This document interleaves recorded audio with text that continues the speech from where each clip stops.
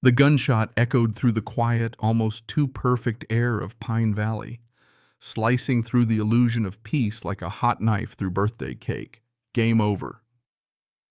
But you tell me who really won that day. Karen from the HOA, convinced she just single-handedly saved her little suburban kingdom from a terrorist threat just because I had the nerve to invite an old friend to my faded wooden cabin.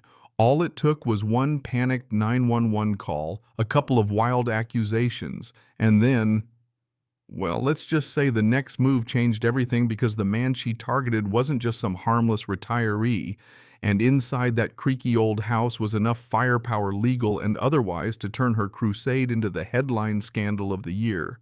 I know it sounds insane, but before the sirens and cameras rolled in, before Pine Valley became national news, my biggest concern that Saturday was whether my grill had enough propane to get us through dinner. I'd just set up behind my cabin, mountains glowing gold in the distance, finally feeling like retirement wasn't just a rumor. My daughter Emma was inside headphones on, pretending to study. My son Tommy sat on the porch, Lego world sprawling everywhere. Ordinary stuff until that black sedan pulled into my driveway, tires crunching over gravel. I knew the man behind the wheel, Senator Richard Hale, silver-haired with that kind of quiet confidence only Washington types seem to learn. He stepped out trying to play it casual in khakis and a polo, but his eyes were darting wary. We'd worked cases together years ago, and now he wanted a private spot to talk about some sensitive matters. The cabin seemed perfect. Too perfect, apparently, because I wasn't the only one expecting company. I barely got a word out before I heard that familiar grating click of heels on concrete, the kind of sound that announces trouble before you even see it. There she was, Karen, real name, Veronica Blackwell, HOA president and self-appointed queen of Pine Valley. Clipboard locked to her chest, tape measure dangling face set in that default disapproval she wore better than her makeup. She didn't even pause to breathe, just marched right up and started reading regulations about guest parking, how Richard's car was 4 inches too close to the property line, which apparently threatened the very soul of the neighborhood. Richard, for his part, just watched, fascinated, like he was at the zoo. My kid Tommy was giggling behind his hand as Karen actually measured the distance from bumper to driveway edge with a yellow tape, making a show of scribbling furious notes like she was cracking Watergate all over again. I tried to be reasonable, explained this was private property, but Karen was already in high gear, waving pink violation slips in my face, talking fines and threats of liens with a level of enthusiasm that bordered on the religious. But something was off. She seemed prepared. For this, almost too prepared. She knew exactly when Richard would arrive, cited the most obscure HOA rules, and kept checking her watch like she was working on a schedule. When I pressed her, her mask slipped for just a second, enough to see the fear behind the bravado. But she caught herself doubling down. She handed me legal-looking papers stamped with the logo of Titan Commercial Properties. Yeah, the same Titan Corp I'd crossed paths with back in my federal investigator days. The kind of people who don't just play games, they buy the whole board. Then, as quickly as she'd stormed in, Karen scurried off to her shiny white SUV, reminding me I had 24 hours to comply for everyone's safety, she said, her eyes boring into Richard. It wasn't about parking or grass height. It was about something bigger, something I was suddenly right in the middle of, like it or not. Inside, Richard was all business phone, pressed to his ear, voice low. He was calling in favors, asking for background checks, talking like we were in the middle of an active crime scene. Emma was already on her laptop digging through HOA records. She's got my knack for trouble, and Tommy was peeking through the curtains, eating popcorn. Minutes later, Karen's war went public. Every house in Pine Valley got an emergency HOA violation report accusing me of harboring suspicious strangers, listing Richard's license plate, and even describing his clothes. The level of surveillance was unnerving. No way she did this alone. Emma's face lit up with that look every parent both fears and lives for. Dad, she rewrote the HOA rules last week, never put it to a vote. That's not just illegal, that's desperate. Before I could digest it, a police cruiser pulled up Deputy Shane Brooks, who looked about as happy to be here as a turkey at Thanksgiving. Karen was already on him, rapid-fire complaints, shoving papers in his hands, pushing for emergency enforcement. Brooks tried to play it cool, but he was sweating clearly, caught between Karen and something much bigger than either of them. Richard stepped in, announcing himself as Senator Hale. Brooks almost fainted. Karen, of course, didn't budge, waving another stack of evidence in Brooks' face. That's when Emma chimed in from the doorway. "Hey, Deputy, you've racked up over $4,000 in HOA fines from Karen this year alone. That seem right to you?" Brooks blanched, caught like a kid with his hand in the cookie jar. Karen's grip slipped. She started barking code numbers, demanding everyone disperse, invoking obscure municipal codes like she was trying to conjure up the devil himself.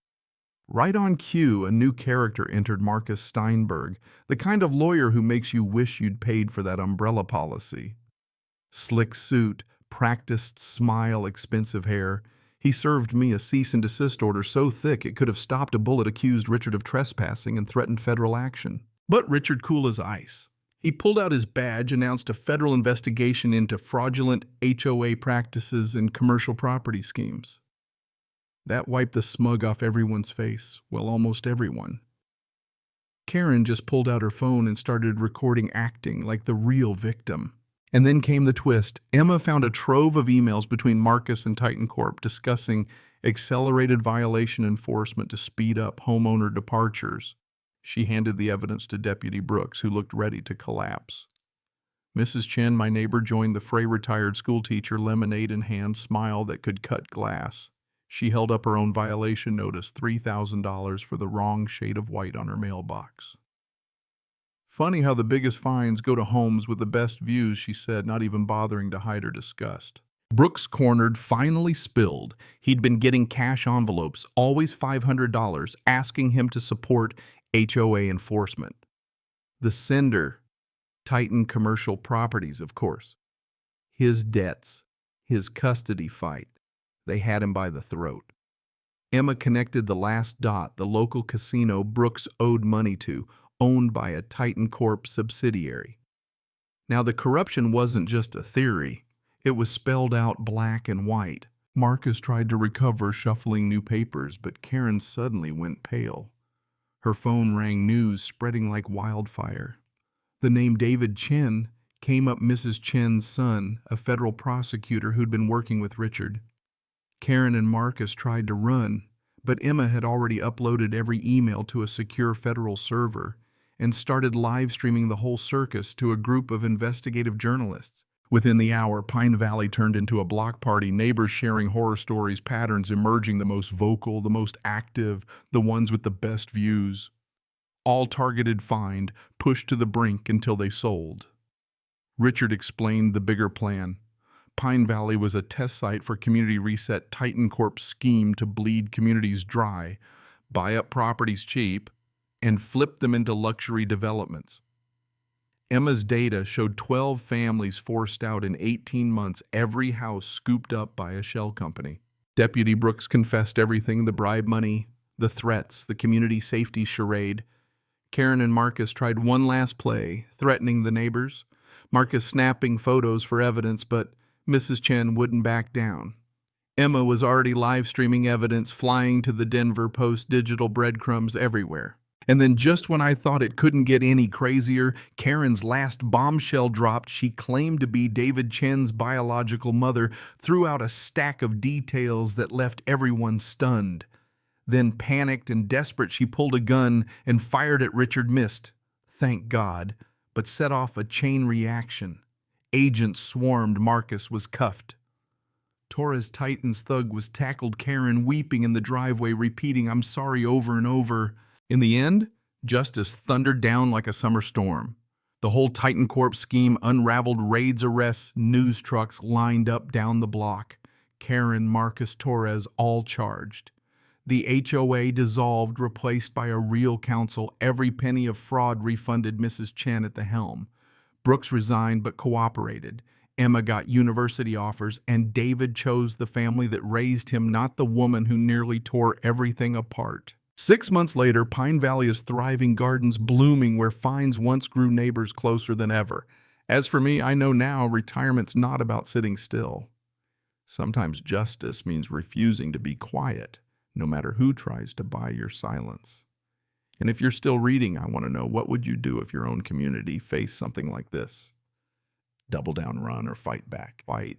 Drop your thoughts below, because the real story is just getting started.